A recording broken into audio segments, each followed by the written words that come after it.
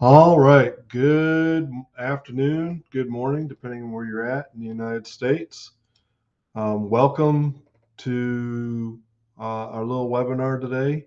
We're going to talk about U.S. Coast Guard cyber rule and vulnerability reporting. It's another piece of the scoping requirement for the cybersecurity assessment is really to figure out what vulnerabilities are worth reporting, because anybody that's been in information security, even for a short time, knows that we get a lot of new vulnerabilities reported almost on a daily basis. So, how do we keep up with that when the cyber rule is just so generic? So, we'll go into some of that stuff as we go through. So, a little bit about what we got going on. So I just want to give you a little bit of the sources that we're pulling this from, and so this is not something that we're just making up and pulling it out of our back end, but we went back and we took a look at all the previous guidance and then the cyber rule and took a look at what they said was reportable, or what they would consider reportable for vulnerabilities. And so everything from the original Navico 120 through the Maritime Cyber Assessment Annex Guide, and then reporting of breaches, which is Navico 224, and finally the rule that was entered into the federal government code of federal regulations on 17 January 25, that went into effect here only about less than a month ago. So a little bit about me. We got two additional sources. So one of them is me, and I've been doing cybersecurity and physical security for an awful long time. And I'm currently a professor at Texas A&M School of Law and Maritime Compliance.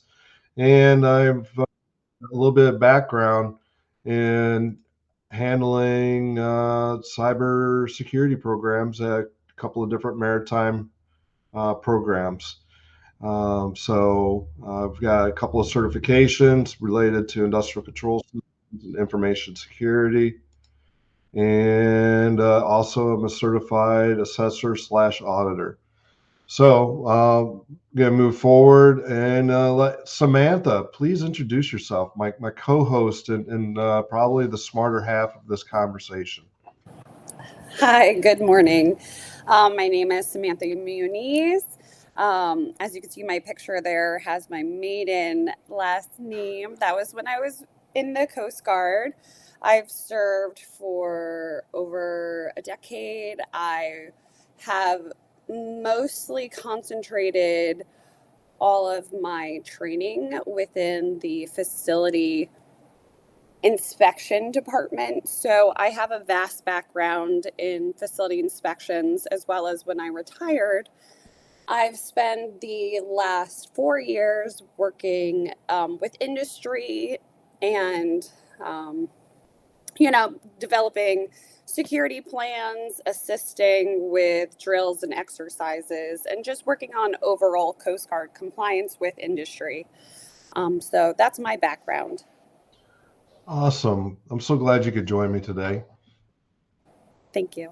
All right, so let's move on, and the next thing we want to hit is, in our last webinar we talked about the roadmap to meeting the Coast Guard cyber rule, and I basically went over sections 1, 2, and 3, or road stops 1, 2, and 3. So today we're going to start talking about number 4 of the roadmap, which is the cybersecurity assessment, and within you know this is a major chunk of the assessment is vulnerability identification and management.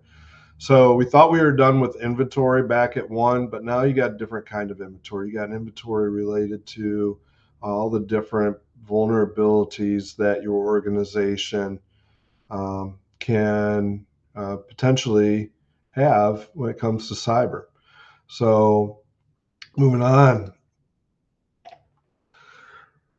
So the cybersecurity assessment's really designed to understand weaknesses in the cybersecurity program, It could be things related to software, it could be technology, it could be programmatic.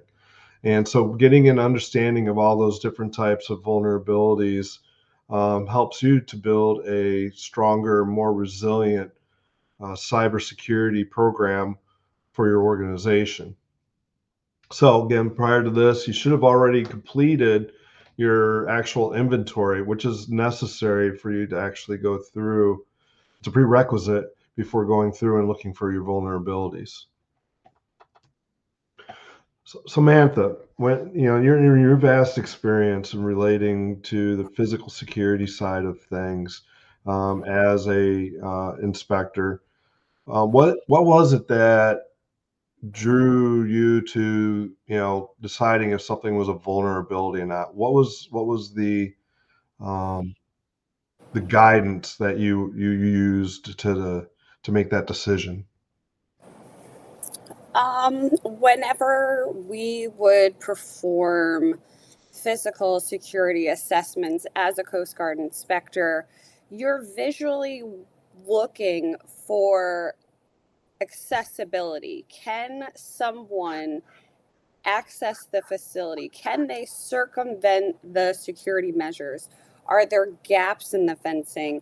Has the soil eroded underneath the fencing? Also, the like foliage, like there could be vegetation growth on the razor wire. So that would also like impede the functionality of the razor wire. So you're looking for opportunities or a gap in order for someone to gain access. Also, lighting is also a physical security measure that not a lot of people think of, but you know, lighting also helps. So if the light bulb is out, something like that, someone can use the cover of darkness to get into the facility. So the whole big broad picture is you want to ensure safety and security for your personnel as well as your customers and clients and stuff like that. So as a Coast Guard inspector, we were always trying to observe objectively, is there a way that someone can gain access, or if they can manipulate the situation in order to gain access. So that's really good, and it actually has a really good nexus into the cyber realm. One of the things that we have in the cyber realm is we have these monthly updates from like Microsoft and Adobe and all these like Apple, that put out software updates to update a lot of minute vulnerabilities that are not necessarily going to be or not exploitable. Is there anything similar to that within the physical realm where you might have a lot of, a lot of things that could be considered vulnerabilities, but are not really truly vulnerable? It's not something a criminal would or an attacker would try to exploit physically to get in. As far as the physical side for attackers, they're always going to try to go with the easiest access points. Some of them also will be taking time to serve, conduct surveillance if they really want to gain access. But the if you're looking at a high end terrorist organization, they're most likely going to be, copying employee apparel, seeing when the busiest time to go into the facility. So your high rush hour times when you have your crew change, that would be a really good opportunity to infiltrate with all the other coworkers, if they're not doing quick checks or whatnot, I think they're just going to look for the easiest solution, but to kind of pair the physical side with the cybersecurity. I would think that facilities need to start thinking, do they want to just have a disclaimer? You know, when individuals show up to the facility, I will not, physically put in like a USB port, or I will not, go outside the realm of the company websites. So I don't know if there's going to be like just a contractual agreement, if you will have physical USB port blockers. Right. Yeah, just some ideas. I mean, yeah, 'cause I mean, from the physical realm, I mean, there's a lot of, it's, it, there's a lot of things that you take a look at that are regular routine type of vulnerabilities. And so, we're looking at here in the cyber realm is a lot of that. We have things that are called known exploitable vulnerabilities, or KEVs, and that's a list that's generated by CISA and then by other organizations that will put stuff out there that maybe CISA does not necessarily put out. CISA's list is not the end all be all of all the exploited vulnerabilities. So, with that, with the physical realm, there's just a lot of the similarities that we'd be looking at when we're taking a look at the cyber side. So, one of the areas, or the two areas that they really call out within the guiding documents, the four that we talked about at the beginning, is you know protecting the radio and telecommunication systems. That was originally what was in the original Maritime Transportation Security Act, and that was about the sole nexus that Coast Guard had to go from physical realm, which is what the Transportation Security Act was supposed to cover, to the cyber realm. And so what that included was things like your VHF, UHF radios, your voice over IP telephone systems, your data networks, your internet connectivity would all kind of fall under that. But all those devices right there include some computer system along the way, especially the data networks and internet connectivity, and the voice over IP. So I, take a look at what was has been put out in prior guidance by the Coast Guard, which is what the NAVICs were, and then of course the Maritime Cybersecurity Assessment Annex Guide. That was another. Those are other areas that provide us some clue of what Coast Guard may be looking at when it comes time to dealing with vulnerabilities. They're not going to want to necessarily take a look at all the vulnerabilities that come out on Patch Tuesday. What they'll be looking for are things like your weaknesses that, let's say, you got operational technology that is 30 years old and it's running on a very old version of Windows and cannot be updated because the software would not support the update. That would be considered a vulnerability that would you would want to report. For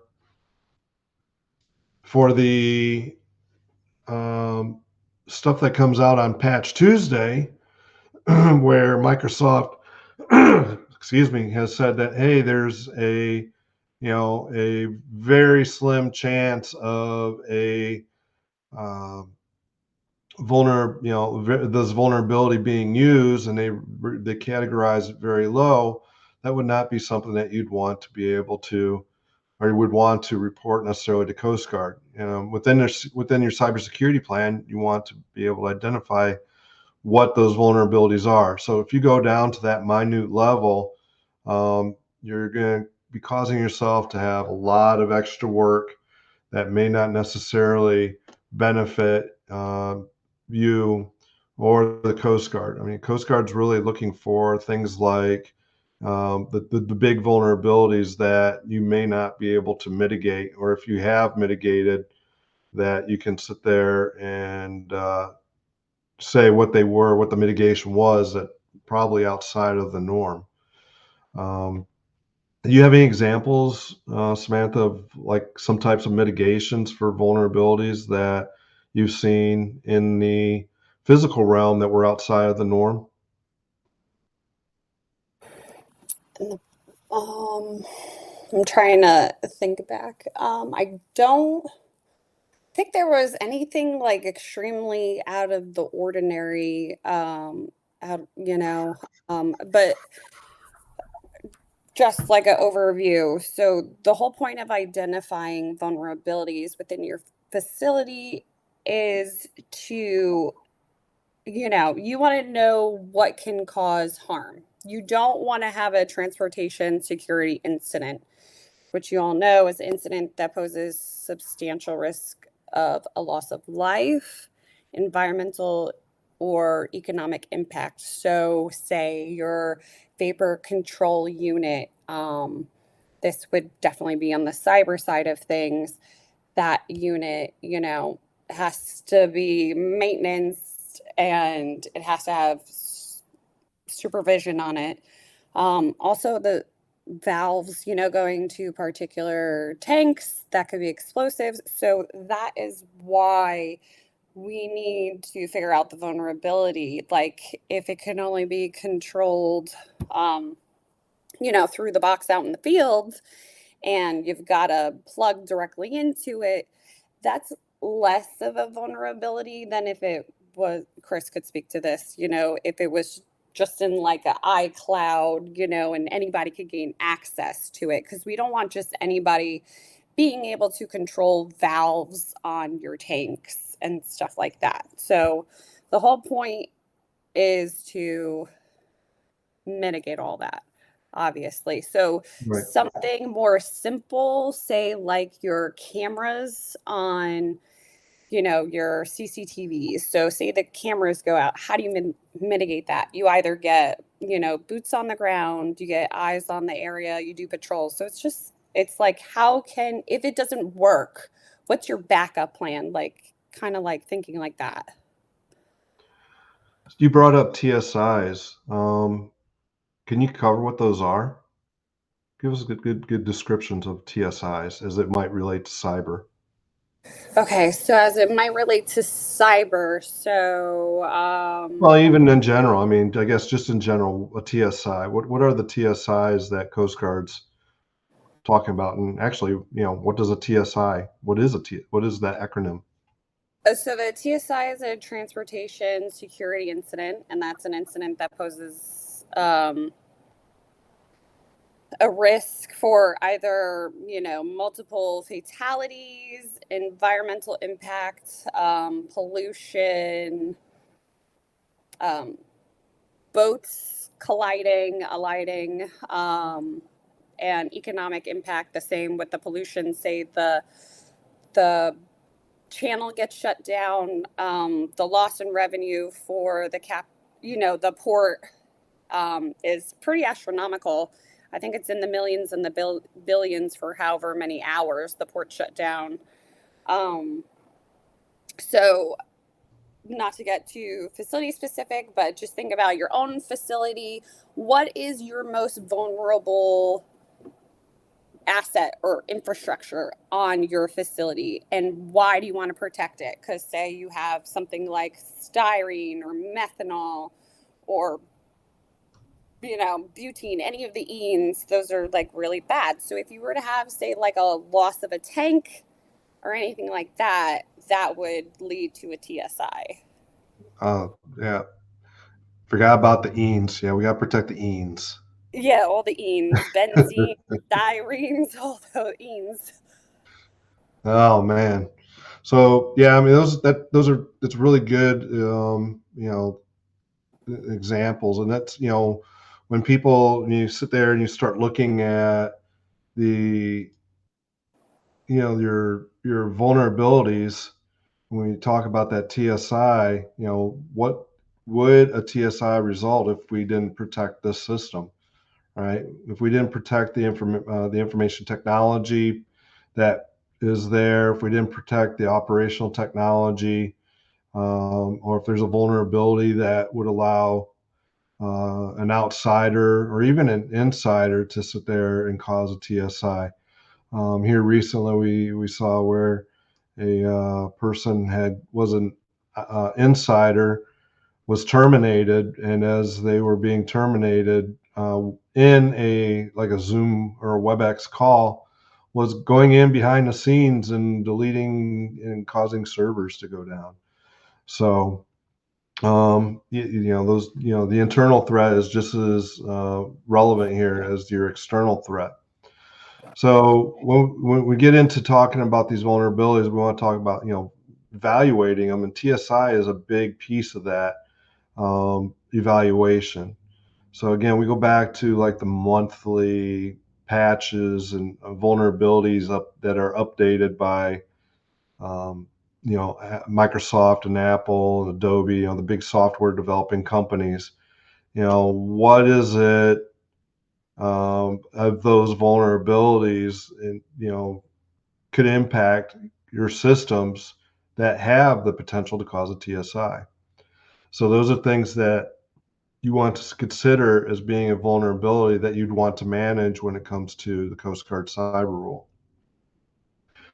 Other things you could be looking at is your organizational vulnerabilities. Maybe there's processes within your organization that um, are necessary for the business to do things, but in the cyber realm, they potentially could be a vulnerability.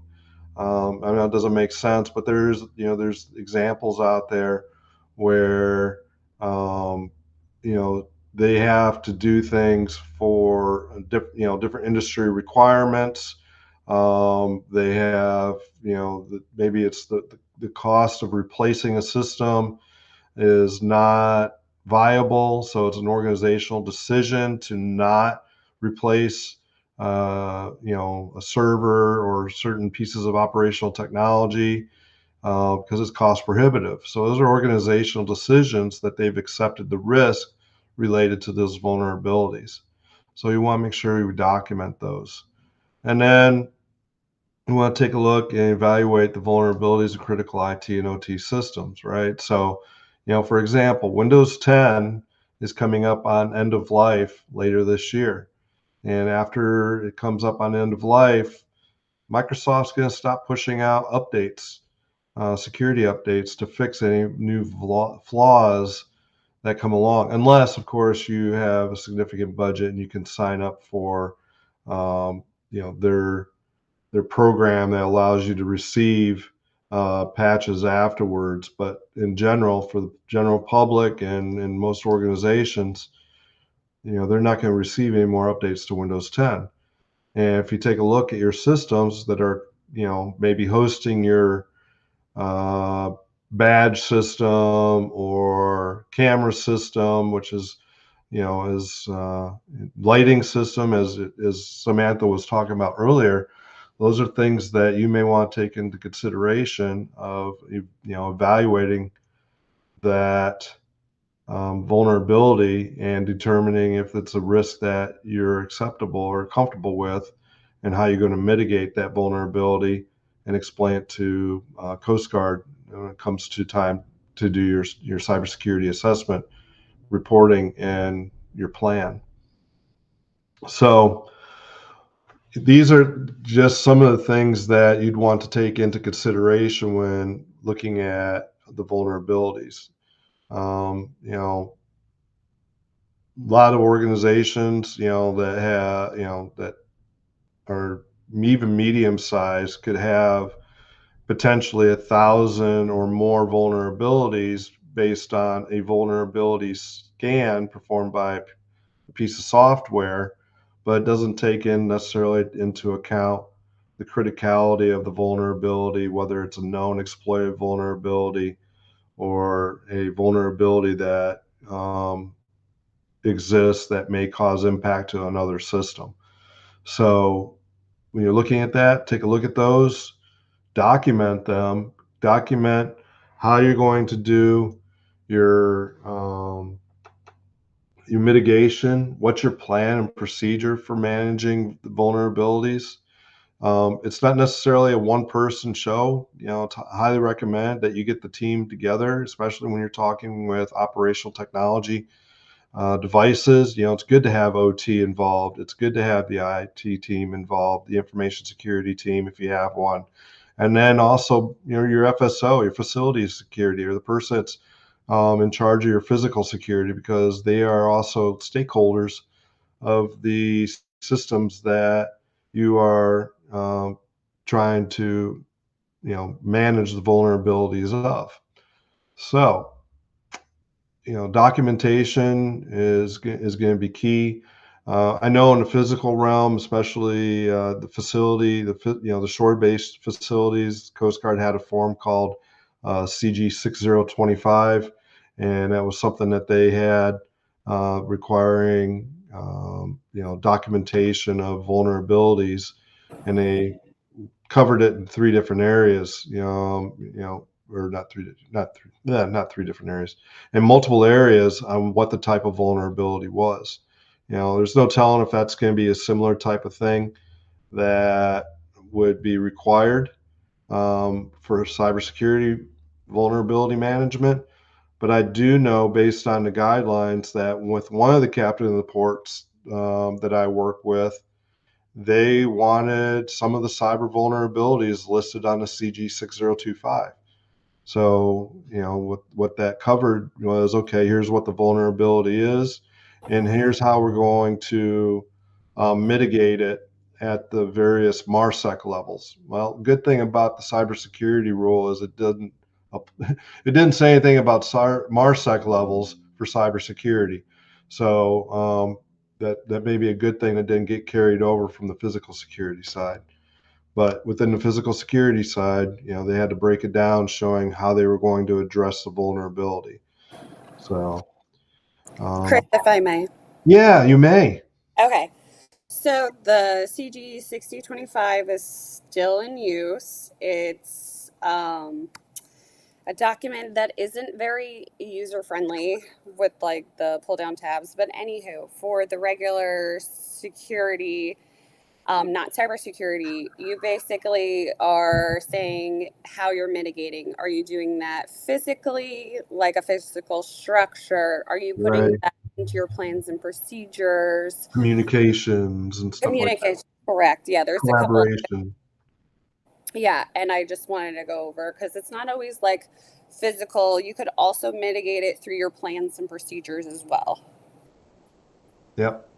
Yep. So there's things that can be done that not necessarily have to be a nuts and bolt type of process, or software purchases, technology purchases. If there's a way to sit there and mitigate, you can. So one of the things that I work in is the Department of Defense certification for cybersecurity for all their third-party vendors, their suppliers, right?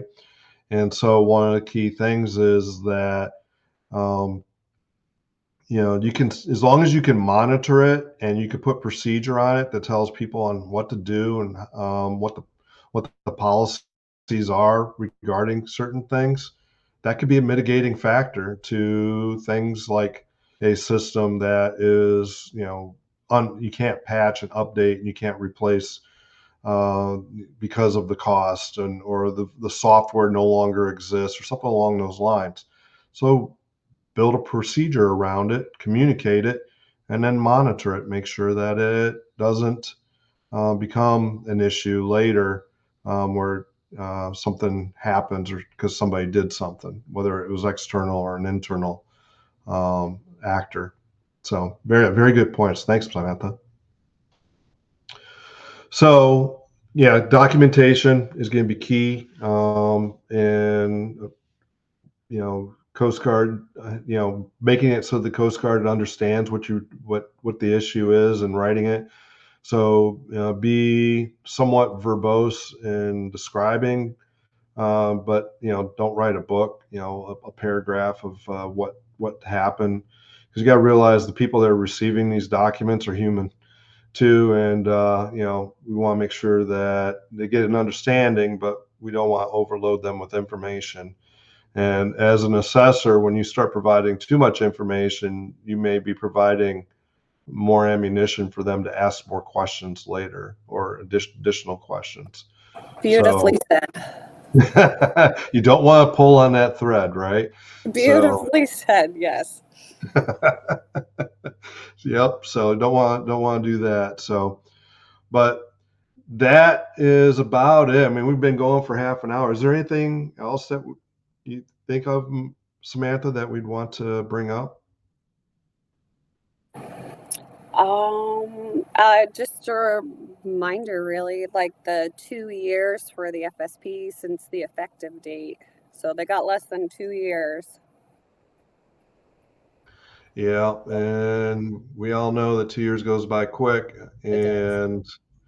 and if you got to make some budget changes or requests, to meet the requirements, depending on your budget cycle, you're definitely going to want to get those in before the end of your fiscal year.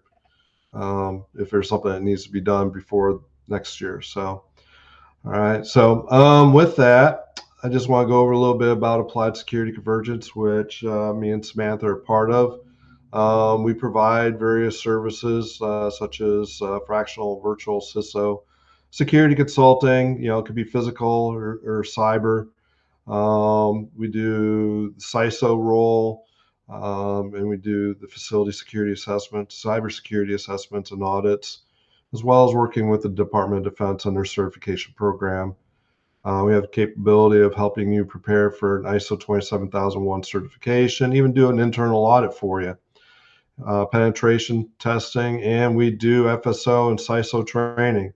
So if you're interested in especially the FSO or CISO training, reach out to us. We do have an online program that will be coming online soon, where you could be able to do your CISO training at your own pace. And we're right now looking at being about 16 hours worth of material, maybe a little bit more.